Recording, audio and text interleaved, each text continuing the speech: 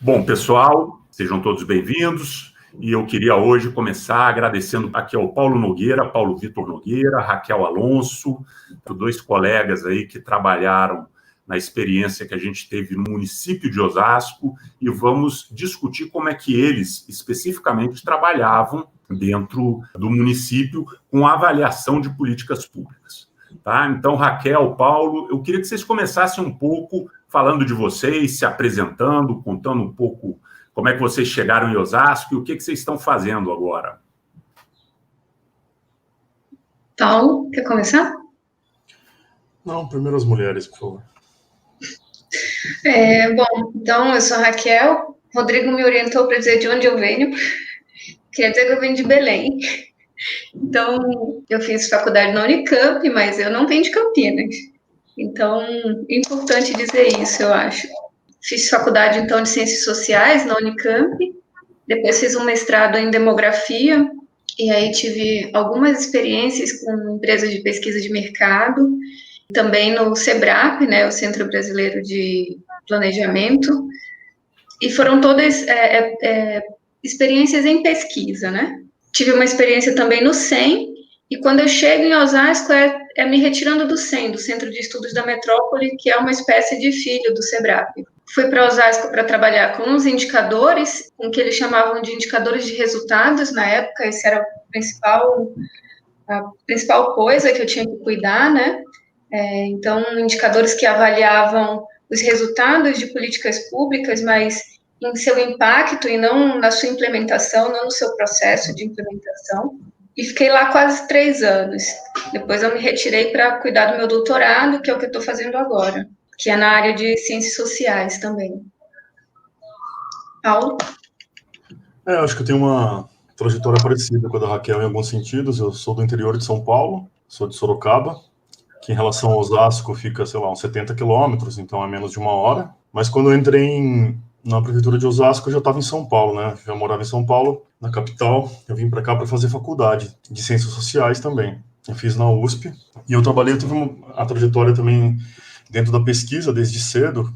Quer dizer, eu tive alguns outros empregos, como vendedor de livro, enfim, né? Coisas que tem que fazer para se manter numa grande cidade, né? Eu também. Eu também vendi livro. Exato. Então, você vai se virando, né? E eu comecei a trabalhar com pesquisa. Eu fiz algumas pesquisas, eu trabalhei algumas pesquisas públicas, né, na área pública. Eu cheguei a trabalhar na Secretaria de Assistência Social da cidade de São Paulo, como estagiário, no começo da carreira, assim. Eu trabalhei em algumas pesquisas também em Heliópolis, né, que é uma das maiores comunidades, favelas aqui de São Paulo. E depois eu fiz uma carreira quase toda na área de pesquisa privada, né? De pesquisa de mercado. Até que uma hora você, com a formação humana, você começa a ficar um pouco infeliz com vender sabão em pó, né? Ajudar a vender carro, ajudar a vender esse tipo de coisa. Então, eu tentei migrar. Livro, pô, não é? Livro não é sabão em pó. Livro pelo menos não é sabão em pó, mas quando você vende, depende do livro que você vende. Depende do livro. Mas, enfim, então eu tentei transicionar um pouco para a área pública, que eu já me interessava, né? Por formação e por curiosidade mesmo, né? Por interesses pessoais. E aí eu conheci algumas pessoas que trabalhavam em Osasco, e eu lembro que abriu um processo seletivo no começo da secretaria que a gente trabalhou, que é a CEPLAG, né? Que é a Secretaria de Planejamento e Gestão. Era uma secretaria nova dentro da prefeitura. Quando começou o governo efetivamente com essa secretaria, então, no começo dessa secretaria, eu fiz uma entrevista com a responsável pela área de estudos, pesquisas ali, e entrei. E eu entrei como gerente de estudos e pesquisas. Então, a minha responsabilidade era de fornecer dados, né, para dentro da secretaria. Tanto dados externos, que a gente chama de fontes secundárias, né, quando a gente vai lidar com censo, por exemplo, e também com dados primários. Então, a gente realizava algumas pesquisas dentro do município, né?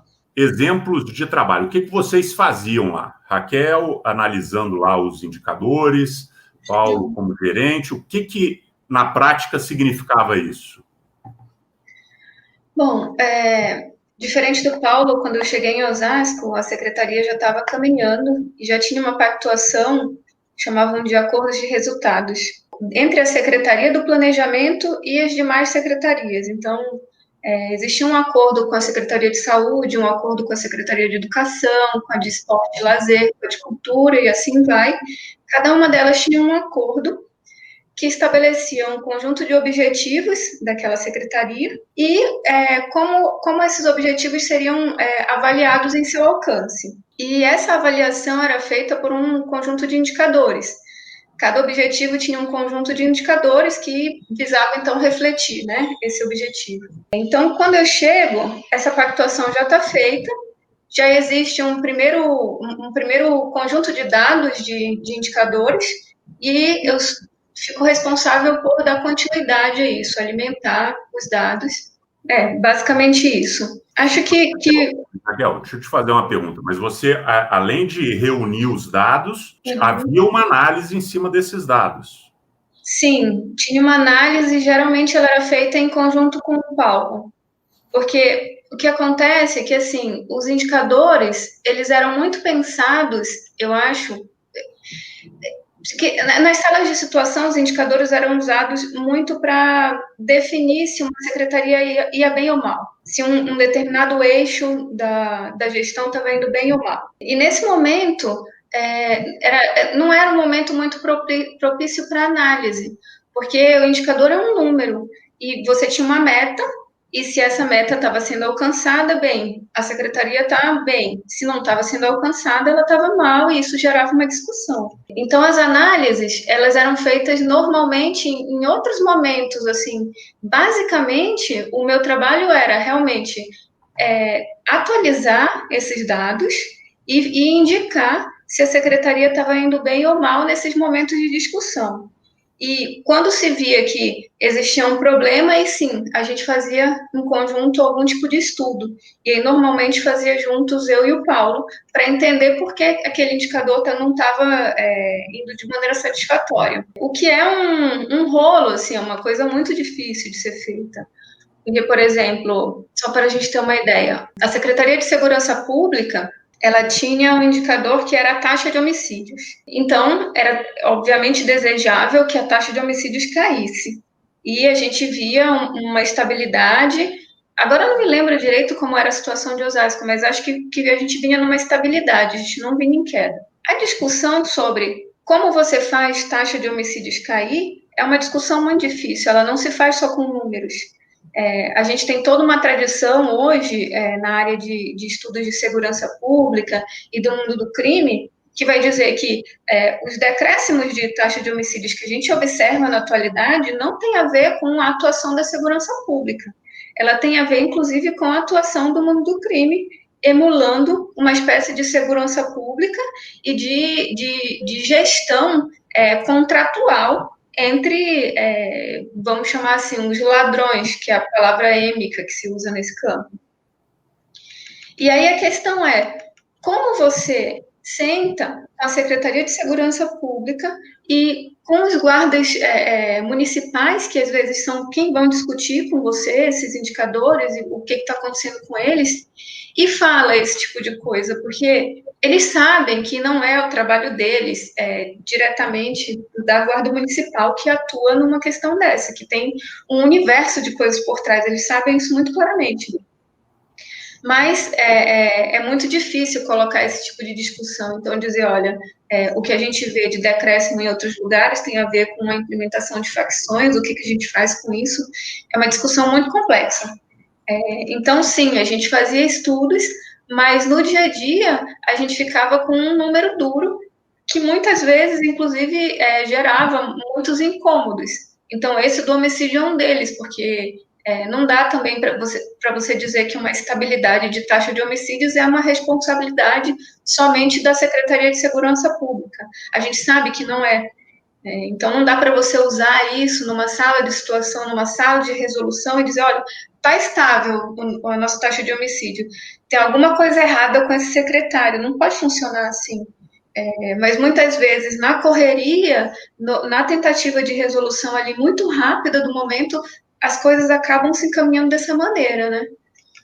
Sim. Eu acho que é interessante isso que... Primeiro, do que a Raquel falou um pouco, comentar as coisas, né? Como de diversas áreas dentro da mesma secretaria. Por exemplo, a minha gerência e a dela, que estavam no mesmo departamento, conversavam, como o Rodrigo, que estava em outro departamento da mesma secretaria, tinha conexão com isso, fazendo outra parte do processo, né, de dados e dessa análise e de conversa com outras secretarias, e de como a nossa secretaria lidava com outras secretarias também, né?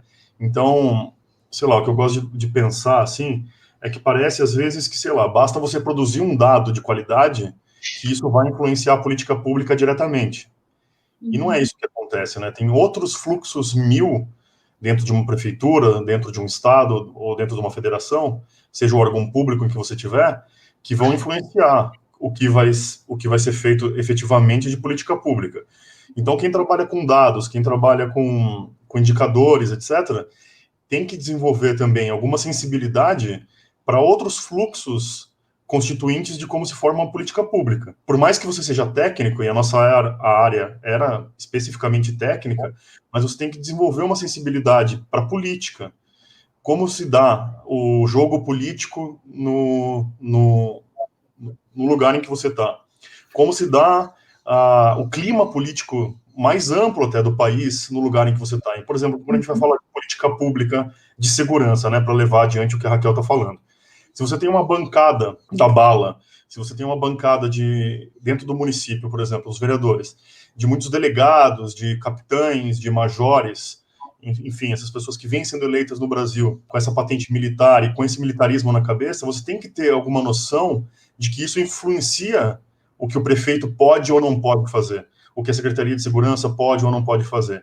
Então, acho que é interessante notar isso também, né? Por mais que você faça um trabalho técnico perfeito, que você defina qual é o problema, todos esses fluxos vão influenciar quais são as possíveis soluções, o que vai ser jogado fora, o que vai ficar.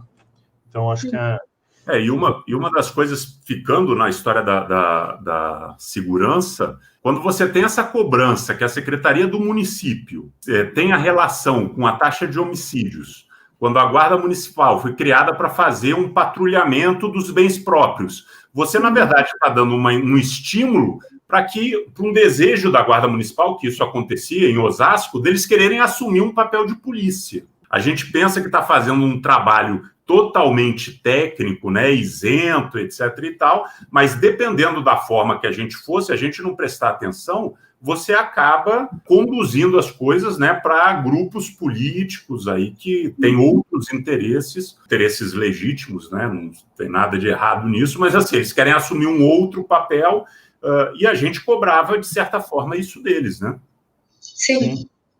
Eu acho que é interessante isso, que na experiência que a gente teve, de ser interdisciplinar também, né? Então, a gente tinha economistas, a gente tinha sociólogos, a gente tinha geógrafos, historiador, até um filósofo. Então, acho que era interessante nesse sentido dessa visão crítica também, né? Por mais que a gente tenha que saber de lei, os processos que você tem que passar, e quais são as leis de ética, etc., eu acho que o pensamento crítico em relação ao que você está fazendo e o que é aquele tipo de estudo, ou a fala que você vai fazer, ou certa negociação que você está envolvido, qual é a possível consequência daquilo, né? Então, pensar para além dos simples tocadores de processo, né? Conseguir olhar para a administração pública como consequência para a população também, né? Deixa eu fazer uma pergunta aqui. Bom, então, o que vocês estão falando aí, um processo que era desenvolvido lá pela Secretaria de Planejamento, que era uma avaliação interna. Era a própria prefeitura avaliando o trabalho da prefeitura. E aí tem, por exemplo, esses problemas que vocês mencionaram, né, do relacionamento interno dentro dos atores da prefeitura. Vocês acham que se, por um acaso, a Secretaria de Planejamento tivesse investido mais em avaliações externas, feitos por centro de pesquisas, que não tivessem uma relação com a prefeitura, isso poderia ser diferente? Vocês acham que isso não ocorreu? Bom, acho que tem um limite. Aí é como você toma uma decisão nesse sentido dentro de uma prefeitura, né? Então você tem recursos limitados. Isso custa dinheiro, a avaliação externa. Normalmente, uma avaliação externa vai trazer alguma crítica que você não controla, que o prefeito não controla, então você contrata uma avaliação externa. Ela vai trazer críticas que nem sempre querem ser ouvidas. Então, de alguma forma, a gestão tem que estar aberta para essas críticas e saber que elas vêm. Então, tem duas coisas aí que tornam difícil esse tipo de iniciativa. Uma, então, é gastar dinheiro com isso, e a outra, esse dinheiro vai ser gasto para dizer o que eu estou fazendo mal. Porque normalmente é isso que vai aparecer, né? O que você está fazendo bem, beleza, tá legal. Então, é isso que você está contratando mesmo, né? você está contratando isso. Então, acho que essas duas coisas, elas impedem um pouco que isso seja mais comum, principalmente em municípios. A falta de dinheiro e a falta não é falta... Aqui, quando eu falo falta de dinheiro com essa intenção de ouvir uma avaliação crítica externa, né? Porque dentro do município, por mais que você tem milhares de coisas para fazer, e os recursos são finitos, de fato. Então, às vezes, as pessoas vão decidir por outras maneiras além dos dados, né? Isso a gente vê acontecer quase sempre. Então, a gente tentava entrar nesses fluxos políticos com informação qualificada, mas a gente tinha que ter noção de que a janela de oportunidade para que essas coisas fossem para frente nem sempre estavam abertas, né? Então, a gente tinha que esperar, às vezes, o clima político abrir. Ter os estudos feitos previamente, mesmo se a janela não está aberta ainda, a janela de oportunidade para a gente, de fato, levar isso adiante. Mas ter os estudos feitos, quando surge um problema de alguma área, por exemplo, sei lá, de assistência social, que aconteceu em Osasco, né, que a gente até discutiu bastante. Então, se a gente tem estudos feitos já na área de assistência social e a janela de oportunidade abre, é muito mais fácil para o gestor daí ter essa noção e uma defesa mais técnica quando isso acontece, né?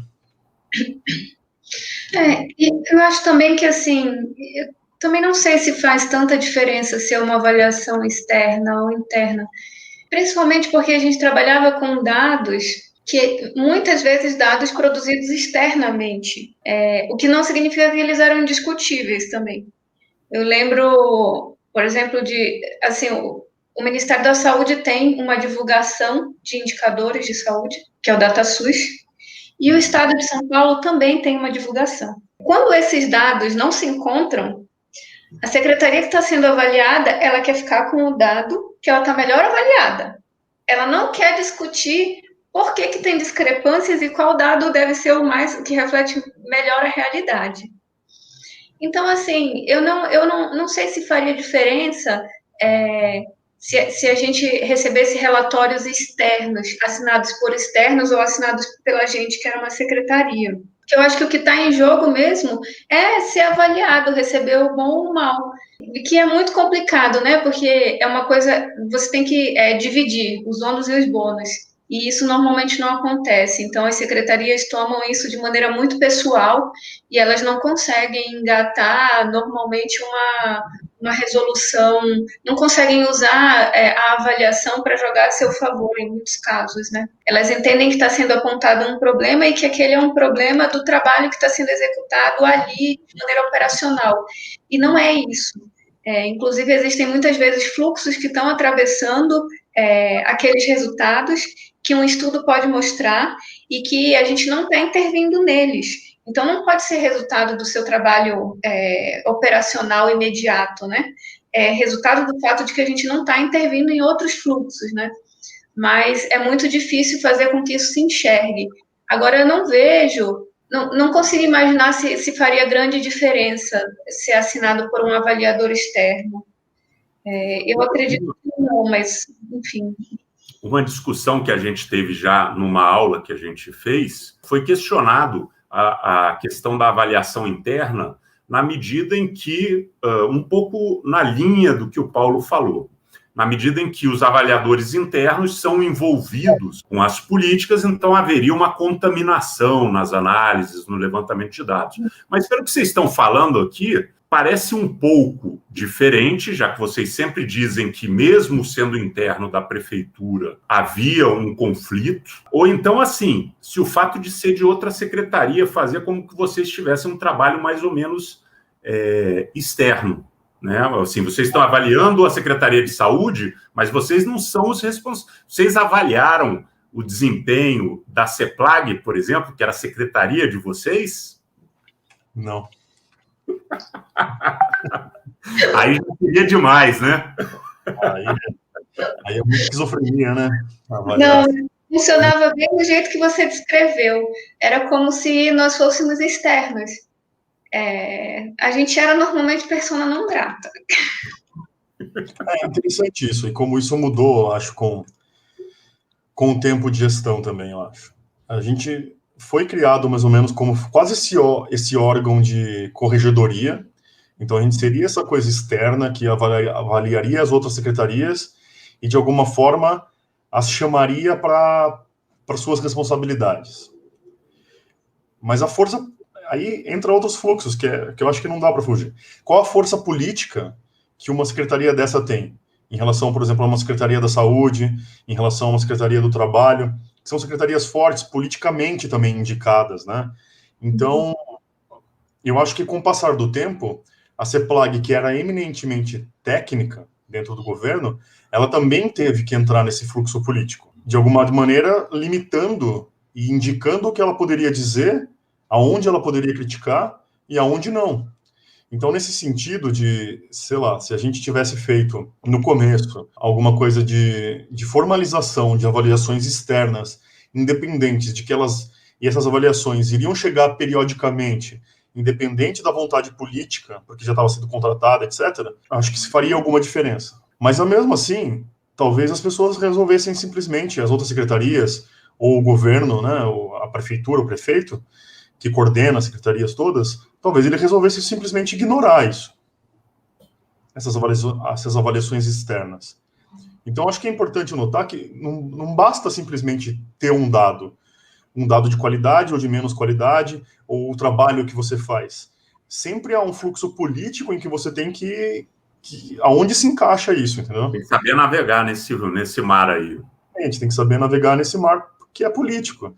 E eu acho que tem que ser. A gente está numa democracia, então não são técnicos simplesmente eleitos para cargos. Hoje tem essa coisa da política, a gente vai ter segundo turno em várias cidades, e está muito dividido, por exemplo, entre prefeitos que vão dizer eu sou técnico, eu sou um gestor, e outros que estão querendo mudar, de alguma forma, a maneira como as cidades são governadas.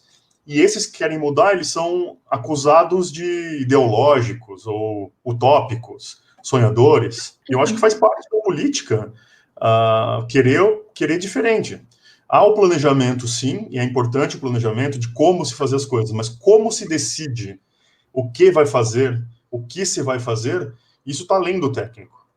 Isso não é responsabilidade do técnico decidir. Eu acho que o técnico tem que ter essa consciência de que ele não pode quebrar a lei, ele não pode fazer o que ele quiser. Então, há determinações éticas e legais para o que ele vai fazer, mas ele também tem que ter ciência de que é o povo que é o soberano que elege quem vai governar. E quem governa tem a legitimidade de colocar o rumo para onde vai. Vamos falar agora de metodologia lá das pesquisas. Raquel, pelo que eu entendi, você falava que vocês utilizavam indicadores que vocês procuravam, que estavam disponíveis. Basicamente, eram indicadores quantitativos que você trabalhava? Só quantitativos. E você também só trabalhava com quantitativo? Não, a gente chegou... Na parte de indicadores que a Raquel trabalhava mais, como a gente fez essas coisas de metas, então tinha umas metas para eles cumprirem, então quase tudo foi colocado em termos quantitativos, né, Raquel? Porque era mais fácil de, tipo, sei lá, você tinha que baixar taxas. Então essas taxas eram muito no sentido de quantitativos. Como falou, taxa de homicídio ou taxa de mortalidade neonatal, esse tipo de coisa era muito no sentido de, tipo, a gente vai ter um número objetivo em que isso não fique subjetivo. Então tem essa coisa, às vezes, eu acho, de achar que o número dá conta. A Raquel problematizou um pouco isso, né? De que às vezes não é o número, são outros fluxos, etc. Nos estudos, não só nos indicadores, né? Na parte de estudos, a gente usava muitos dados quantitativos, mas a gente chegou a ter a oportunidade de contratar, por exemplo, etnografia, que é no âmbito da antropologia, para analisar um certo processo, que eram as cooperativas de reciclagem da cidade, por exemplo. A gente via que ali, a gente queria saber como essas pessoas viviam, como essas pessoas trabalhavam. Mais do o quanto que elas reciclavam por mês, a gente queria saber o porquê delas reciclavam por mês. Qual era o índice de vulnerabilidade dessas pessoas? Quais eram as condições de trabalho em que elas se encontravam? E isso, eu acho que a gente tem que ter um olhar mais qualitativo, de olhar e e levantar mais perguntas para respondê-las depois, seja quantitativamente ou para o processo, mas não assumir que a gente já sabe o que está acontecendo e tentar intervir. Então, acho que a parte qualitativa ela é muito boa para você dar um passo atrás e aprender sobre os processos, mais do que fazer uma pergunta que a gente vai quantificar, né? Agora, tinha uma coisa que você falou, assim, que queria um dado objetivo, tudo. Agora, a Raquel acabou de dizer, assim, mesmo nos dados quantitativos, dependendo da fonte, você tem dados diferentes. Como é que você tratava isso aí, Raquel? Nossa, era uma briga, assim, porque normalmente era isso, assim, se você tinha duas fontes oficiais que divergiam, a secretaria ia querer ficar com a fonte que ela estava melhor avaliada. O que eu tentava fazer era, muitas vezes, entender a divergência para ver qual era a medição que estava mais fidedigna à realidade. Lembro, inclusive, que numa situação dessas, a gente achou um erro de cálculo no que estava sendo divulgado pela Secretaria de Saúde do Estado, e quando ele foi corrigido, a avaliação de Osasco, digamos assim, piorou. E isso foi uma briga, porque você quer a realidade ou você quer o município bem na fita? Isso foi muito difícil de ser resolvido no primeiro acordo, porque o primeiro acordo ele não tinha indicação das fontes. Então, quando existiam duas fontes, a secretaria via que tinha duas fontes, ela queria escolher, ela não queria discutir por que dessa escolha. Mas quando a gente fez o PPA, a gente tentou amarrar a fonte para garantir uma continuidade dos dados, porque também você não dá para comparar maçãs com bananas. Então, a Secretaria do Estado, normalmente ela vai usar uma base populacional que está sendo calculada pela Fundação SEAD, enquanto que o Ministério da Saúde vai usar uma base populacional que vem do IBGE. E elas, para Osasco, são divergentes. Então, você vai ter divergências que têm a ver com processos metodológicos.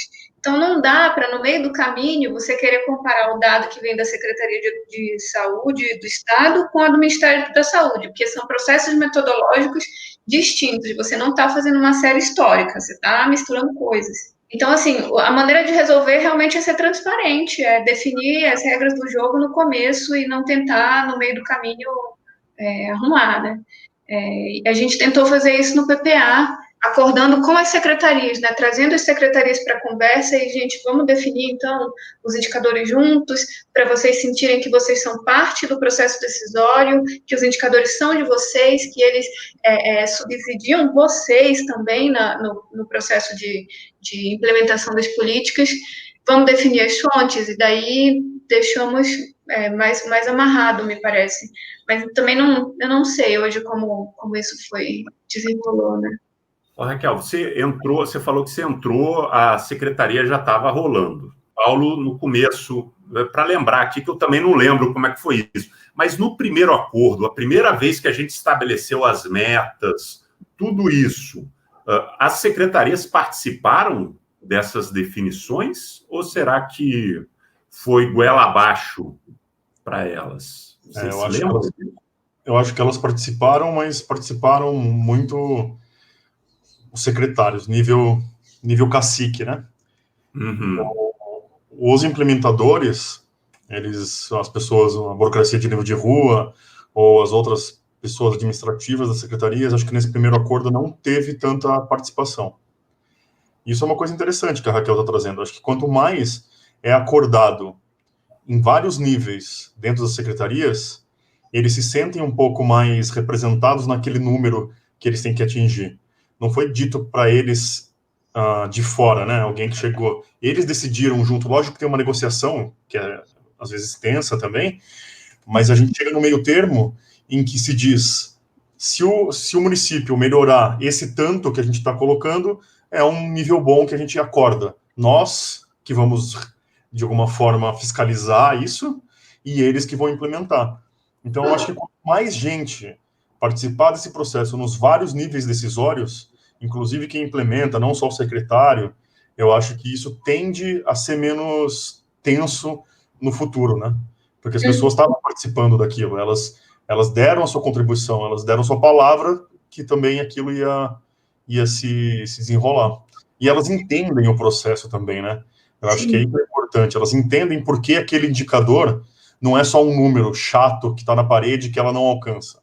Ela entende que aquele indicador faz diferença para a política, faz diferença para as pessoas no final. Acho que isso é algo que é bem importante. Eu acho também que quando você chama para essa discussão, é um momento muito rico assim para você negociar objetivos, negociar um sentido de gestão, né? Que é como você estava falando em relação ao indicador de taxa de homicídios. Dependendo do indicador que você coloca, você está conduzindo a política pública para um determinado lugar. Quanto mais gente você chama para discutir quais são os indicadores, o que é o objetivo, mais pluralidade você tem nessa condução de gestão, né? Que caminho a gente vai trilhar? Tem uma coisa também que eu vejo, assim, que às vezes as pessoas acham que o indicador ele é uma finalidade em si mesma, né?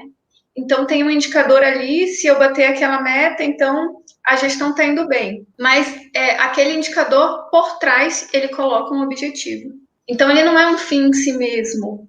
Enfim, eu não sei como explicar isso, mas é uma questão, acho que, de transparência, você trazer as pessoas para o processo de definir os indicadores e também os objetivos, e não dizer para elas que esse é o objetivo, porque isso foi tecnicamente colocado assim. Então, a vitória é se isso aqui ficar verde.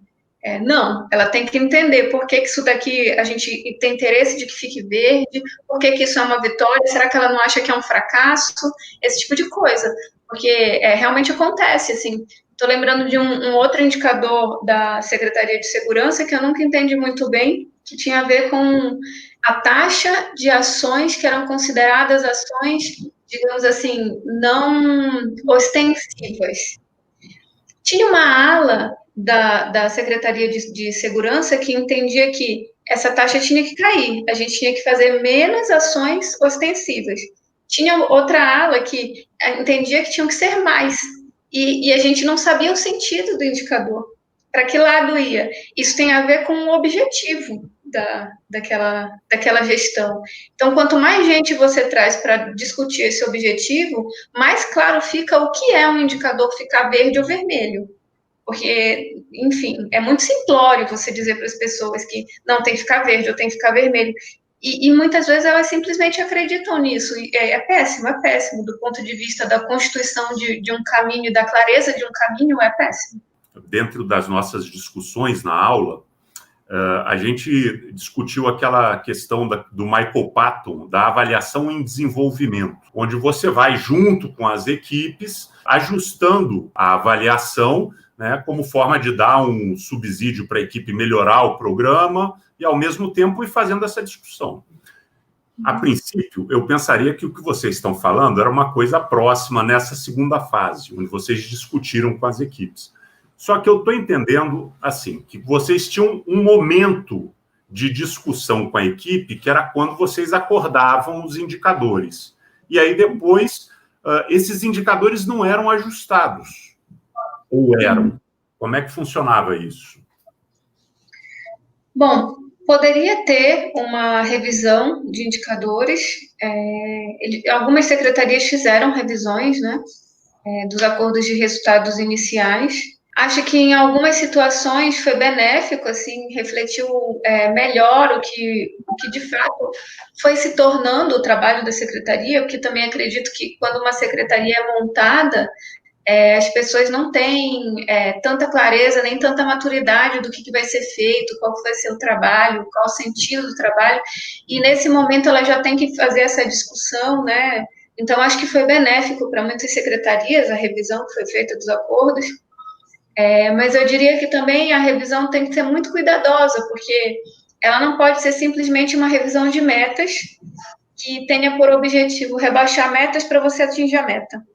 Porque o objetivo dos indicadores não é atingir meta. Então, é lógico que a máxima felicidade é quando um indicador ficar verde, mas não, o objetivo não é esse. Então, a revisão tem que ser feita de uma maneira cuidadosa e transparente, colocando as cartas na mesa, enfim. Pessoal, fontes de dados. A gente teve uma discussão também aqui nas nossas aulas a respeito de uma situação de dados administrativos.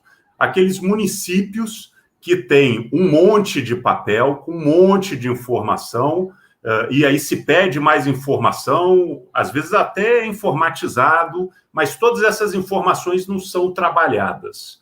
Isso, vocês viram isso em Osasco? Vocês interviram nisso? Como é que foi um pouco essa história? Sim. O que mais tem tem tudo, tem de tudo. Tem secretaria que produz muito papel com informação e não está informatizado. Tem secretaria que não tem a capacidade técnica dentro dela, órgãos de governo, a gente está falando de secretaria porque é dentro do município, mas órgãos de governo que não tem essa capacidade de informatizar. Ou se informatiza, não sabe por que está fazendo aquilo, ou nem tem o técnico para fazer isso. Então, acho que tem um gargalo dentro das políticas públicas em relação à vocação mesmo. Eu lembro aqui, por exemplo, da Secretaria de Assistência Social. Os técnicos da Secretaria de Assistência Social, eles têm uma vocação de cuidado na ponta com as pessoas. Eles são psicólogos, eles são assistentes sociais, terapeutas, enfim. Mas eles não têm uma formação de pensar globalmente o que a secretaria inteira está fazendo. Então, ele está muito preocupado se o processo dele com a pessoa com quem ele está tratando está indo bem ou não. Mas, às vezes, ele nem consegue medir isso em termos de indicadores. Por exemplo, quantas ações ele fez. E aí, era até uma discussão interessante, quando a gente conversava com esses técnicos, ele falava, tá, mas quando a pessoa veio conversar comigo aqui, e eu fiquei conversando com ela meia hora, isso é uma ação? Aonde eu coloco isso? Quando eu fui falar com a família dela, isso é uma ação também? Então, como medir essas ações? Eu acho que isso, para quem aí passou por uma formação de administração pública ou que vai trabalhar com dados, é uma responsabilidade também de sensibilizar e de conversar com essas pessoas para ver como esses dados vão ser produzidos e como eles vão ser colocados no sistema informatizado. E como faz sentido para eles também. Então, a gente pode pegar coisas externas, por exemplo, o governo federal e o SUAS, tem algumas coisas que já estão normatizadas, dizendo o que é uma ação da assistência social. Então, a gente pode discutir com eles e dizendo, olha, aqui para a sua realidade, o que eles estão dizendo que é uma ação que vai ser contabilizada, você acha que é também? Eu faço um pouco diferente, mas então tá bom, isso a gente vai contar como ação. Mas eu acho que é responsabilidade de quem está produzindo os dados também fazer essa discussão na ponta para que as pessoas entendam por que é importante preencher uma planilha, por que é importante, porque isso também vai, dependendo do indicador que você atinge ou não, você vai conseguir mais dinheiro para a secretaria, você vai conseguir mais força política para que aquelas políticas que você tem desenvolvido tenham mais relevância, e a partir disso mais recurso, e que cresçam, etc. Então, não é assim, às vezes a burocracia, só pela burocracia, ela é meio inútil mesmo. Se ela não tiver alguém que analise, se ela não tiver alguém que dê um sentido para aquilo. E eu acho que na ponta, se a pessoa que tem que perder, que ela acha que só está perdendo tempo, que não fazendo o trabalho dela, quando ela tem que assinar um papel, ela realmente está perdendo tempo se ela achar que é só inserir número e assinar um papel. Se ela não vê o processo inteiro disso, se ela não consegue não ser alienada nesse trabalho de preenchimento de dados, realmente não serve para nada. Falando da assistência social, quando a gente foi, no último ano, a gente fez o Plano Municipal de Assistência Social. E aí a gente pegou as informações deles e, na verdade, cada centro de referência contava as ações de um jeito diferente. Então, você tinha um centro de referência que tinha feito 5.000 ações no mês e outro que tinha feito 30. Uma impressão que eu tive é que, assim, a primeira vez que se colocou os dois, um do lado do outro, e falou assim, como é que pode isso? Ou um está fazendo muito pouco, o outro está fazendo demais. Né? E aí começou a discutir, porque mesmo eles não tinham noção, era cada um pensando dentro do seu próprio equipamento. Né? Então, e aí dificultou muito quando você fala, eles sempre queriam a coisa planejada, sempre queriam a coisa organizada. Só que aí, na hora de fazer isso, você tinha um grande problema, porque faltava exatamente essa base, eles não entendiam isso. Né? Eu acho que também talvez falte essa pessoa dentro de cada um desses espaços, né? Você precisa ter alguém que seja realmente responsável por essa produção de informações, né? que seja talvez um ponto central ali, um ponto focal. E normalmente essa pessoa não existe. A gente só lembra dos dados quando a gente é solicitado os dados, que a gente se sente pressionado a preencher aquele bando de papel, porque no dia a dia eles não fazem sentido mesmo. Então, ter uma pessoa que fique dentro das secretarias como ponto focal disso, eu acho que não só das secretarias, né, dos órgãos mesmo, acho que seria essencial. E normalmente essa pessoa não existe mesmo. Os resultados das avaliações que vocês fizeram, vocês conseguem lembrar e dar um exemplo de alguma mudança que teve numa política que estava rolando a partir dessas discussões que vocês fizeram? Mas acho que uma mudança, por exemplo, acho que a gente está falando de assistência social e vem à mente quando a gente fez os estudos, acho que até começou com o Rodrigo e depois eu assumi de alguma forma, os estudos sobre localização dos centros de referência de assistência social no município.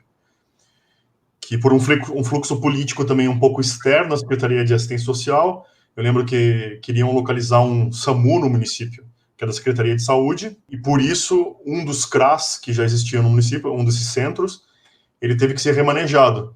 E isso levantou a discussão da localização desses centros de referência, né, de assistência social. E isso ensejou um estudo da Secretaria de Planejamento. E eu acho que esse estudo foi, de fato, um estudo meio case de sucesso nesse sentido, porque a gente utilizou dados tanto da Secretaria, discussões políticas, dados externos do IBGE para definir onde onde eram as maiores áreas de vulnerabilidade social da cidade. Então a gente conseguiu fazer geograficamente, analisar na cidade aonde seria melhor ter esses equipamentos de assistência social. Isso de alguma forma pautou para onde esses equipamentos foram. Então, acho que essa foi um dos estudos que deu um resultado prático, concreto. Assim. É isso aí, eu queria, então, agradecer a vocês. Foi bastante ilustrativo. Eu acho que os alunos vão gostar bastante de saber como é que tudo isso que a gente fala na teoria, né, tem uma reverberação na prática mesmo, que, principalmente, a gente precisa sempre estar muito atento para o resultado das ações, né, que os gestores, os administradores públicos fazem. Tá bom, Paulão, obrigado. Raquelita, obrigado. Obrigada, Rodrigão. Valeu pelo convite aí. Tomara que os alunos gostem. Tomara que a gente tenha conseguido ajudar um pouquinho.